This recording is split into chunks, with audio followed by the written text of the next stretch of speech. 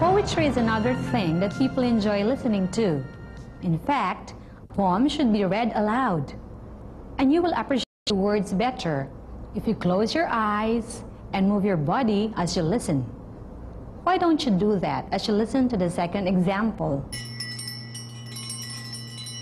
Hear the sledges with the bells, silver bells. What a world of merriment their melody foretells. How they tinkle, tinkle, tinkle in the icy air of night, while the stars that oversprinkle all the heavens seem to twinkle with a crystalline delight. Keeping time, time, time, in a sort of runic rhyme to the tinkling nebulation that so musically wells from the bells, bells, bells, bells, bells, bells, from the jingling and the tinkling of the bells. Hear the loud alarum bells, brazen bells, with a tale of terror now their turbulency tells. In the startled ear of night, how they scream out their affright, too much horrified to speak, they can only shriek, shriek out of tune.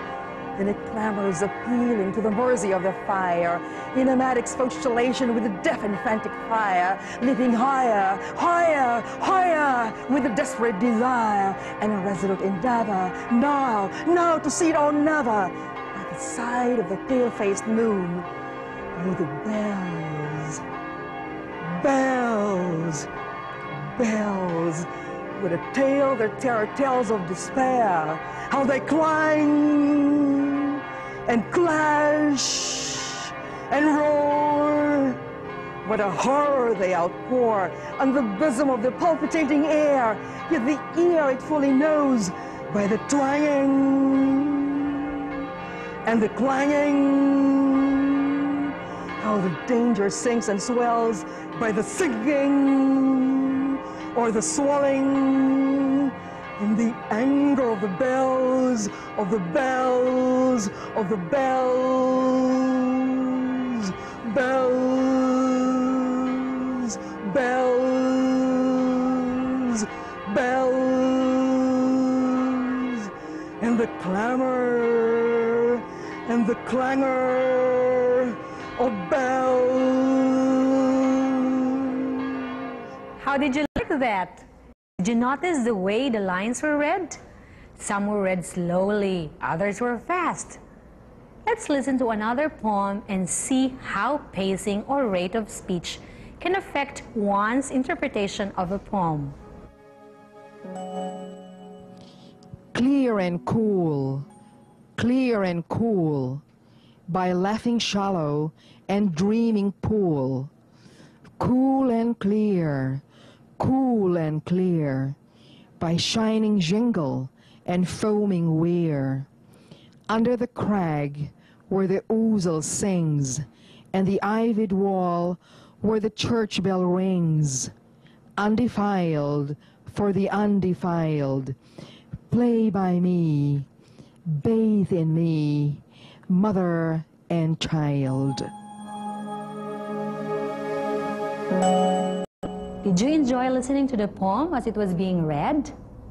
Did you find tempo slow or fast? When we talk of rate or pace of movement, we are talking of tempo.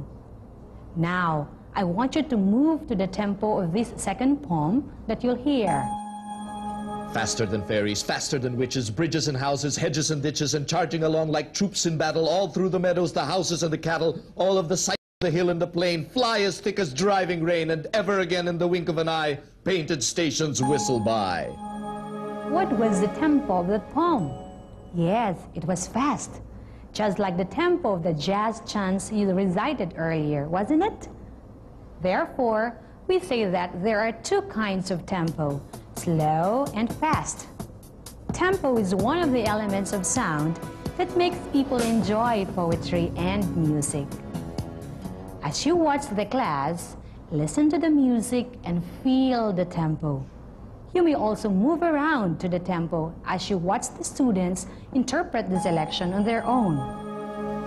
Class, this time you are going to listen to a musical piece entitled The Elephant Walk. Have you heard of it? Not yet. Okay, you are to express this music with the use of bodily movements. And I am going to join you. You and I will interpret the song. Are you ready? Yes.